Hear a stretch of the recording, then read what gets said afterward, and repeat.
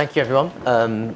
Interesting presentation there. I think, with that there, that's probably the first point we should maybe focus on. For me personally, it's 2 weeks on since GDPR has started. It's interesting to see how everyone has reacted, beginning with some websites which have done nothing, to other websites which have this small box where you can't click out of, to other ones having full pages where you've got to click through and have a look and try and work out, like, do I want this, do I want to do that? To someone like the LA Times who said, no, Europe, sorry, no more. So with that, I guess what I'd like to ask maybe Deborah to begin with is around, do you think GDPR has been the apocalypse that people think? From a guidance standpoint, it'd be interesting to hear your thoughts on that. I think that the four horsemen haven't been seen sort of running down the high street, but I think the stable door might still be open. I think the thing that we were also busy clicking things to unsubscribe or opt in that actually it kind of took attention away from the fact that this is a really big change, but is going to be this is the new now. And I think that also there is a bit of an element of it's too early to say about whether apocalypse really is going to happen. There are two things that are going to be very, very key. And I hate to say the word this early in the day, Brexit is one. What happens with Brexit in terms of whether our legislation as the UK gets recognised for adequacy is going to affect UK businesses, but also more globally in terms of if the UK is unable to be influential in terms of how the legislation is interpreted going forward, that is going to be a significant disadvantage for us. So that's one. And the second is case law. The legislation is now drafted. Decisions are now being made in the courts. There's been a very important one just this week.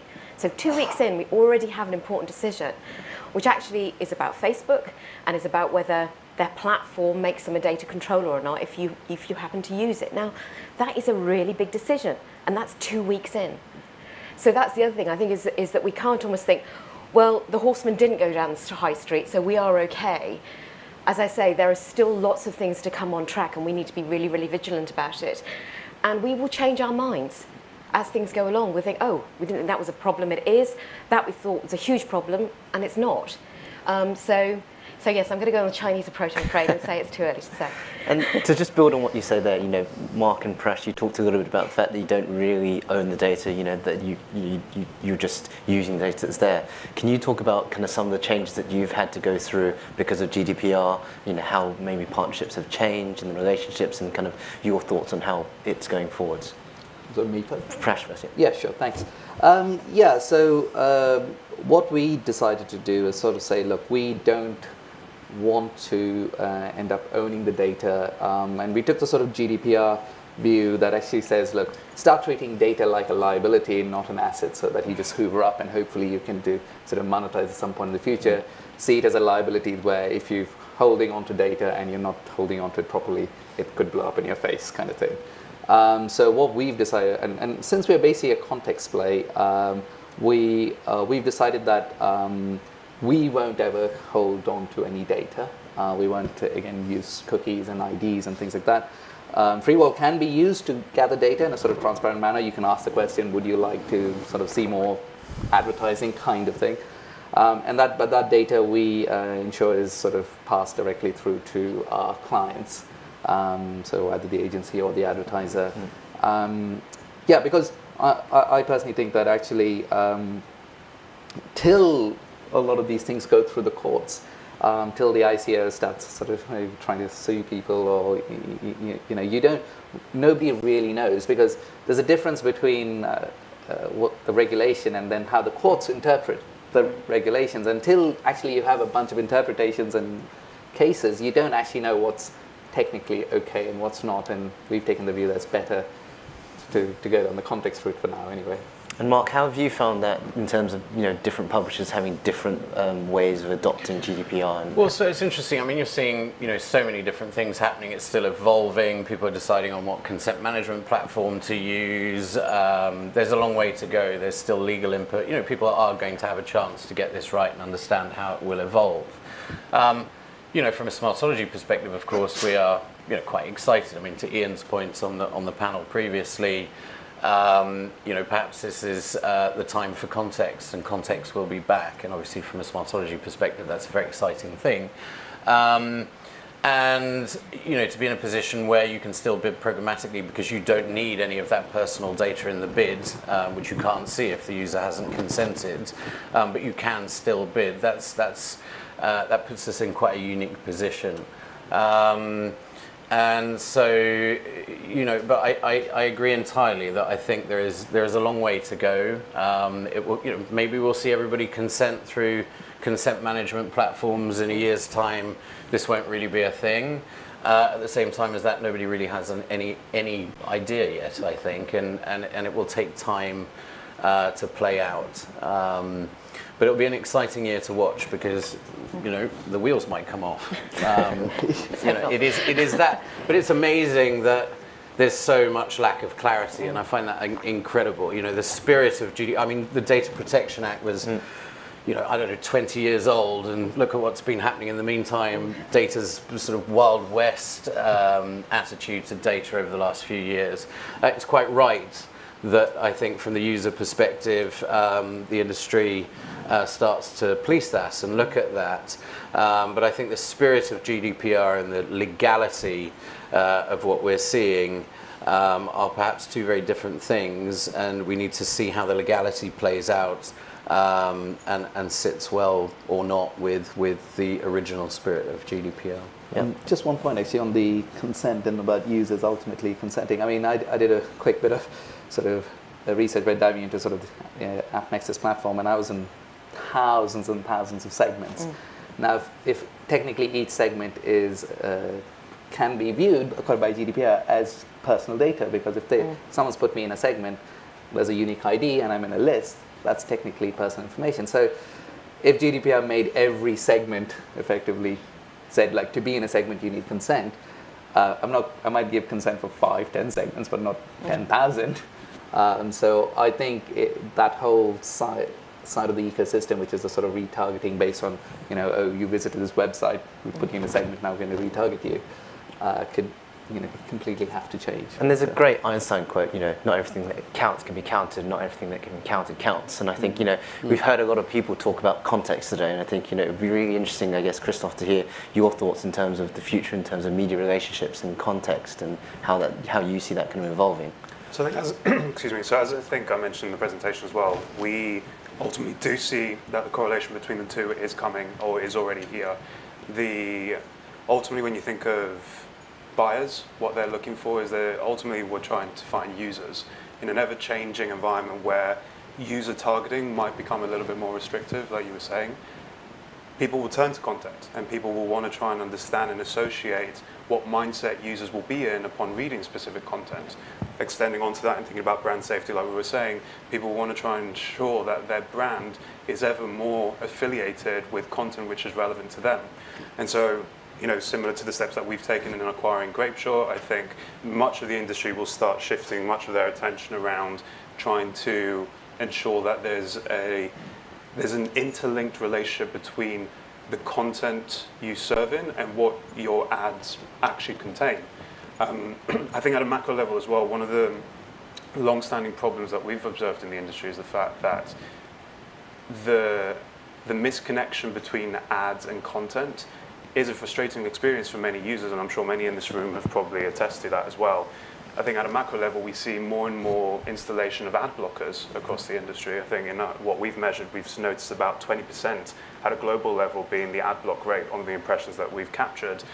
And the reality of that is that by not giving users an experience which is a positive online experience, that number will ever increase over time. And we are seeing that trend going up. And when we talk about the internet that we know today, that is ultimately funded by advertising. And so if we do want to continue to utilize this medium that we're all very excited about investing in and growing, I think this is where the correlation needs to start happening between the two.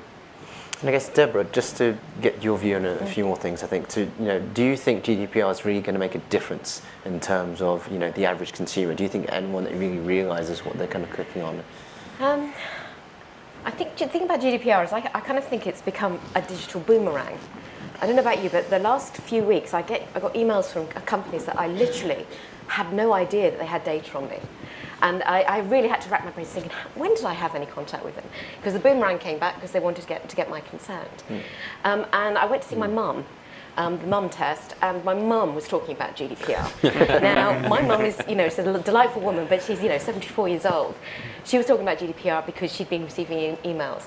And I think those two things, that sort of fact we've all been bombarded, but also the fact is that your average mum in the street has also got into the conversation, means that, yes, I do think it's made a big difference. I think the thing about GDPR is it's shifting the social contract, if you like, between businesses and data owners and data users and the citizen, the customer, the consumer, people, us. And the transparency, we talked a lot about transparency today, about how it's brought transparency into the relationship. Yes, transparency is one part of it, but I think actually the next stage is understanding. It's about getting more understanding about what's going on.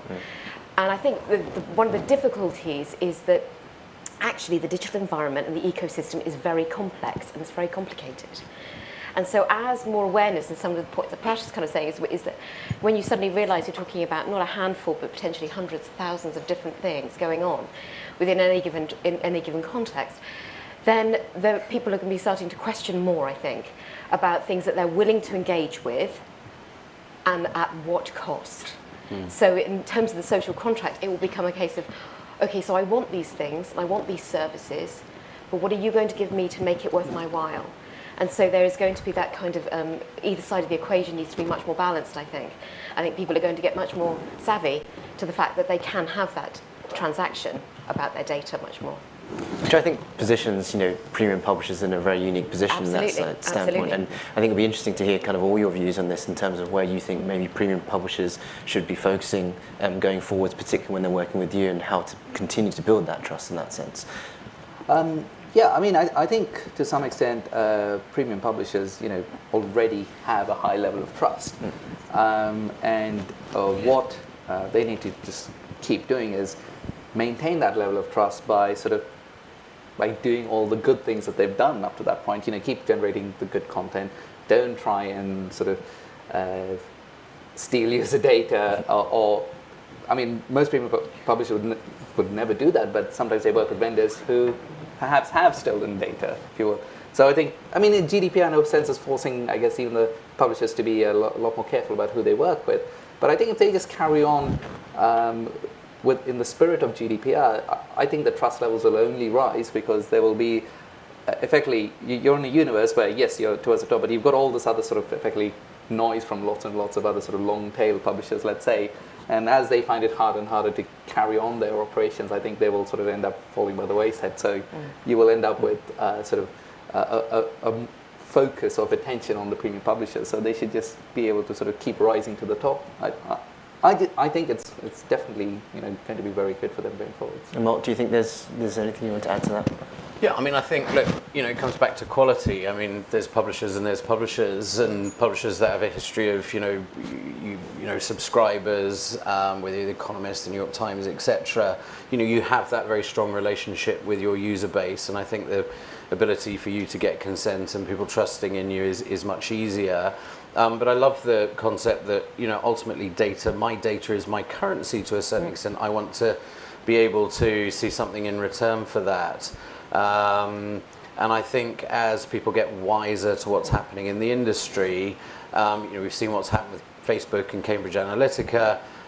If you look at companies like Axiom that have 10,000 data points on me, and they know my sexual preferences, my neuroses, my extraordinary things about me,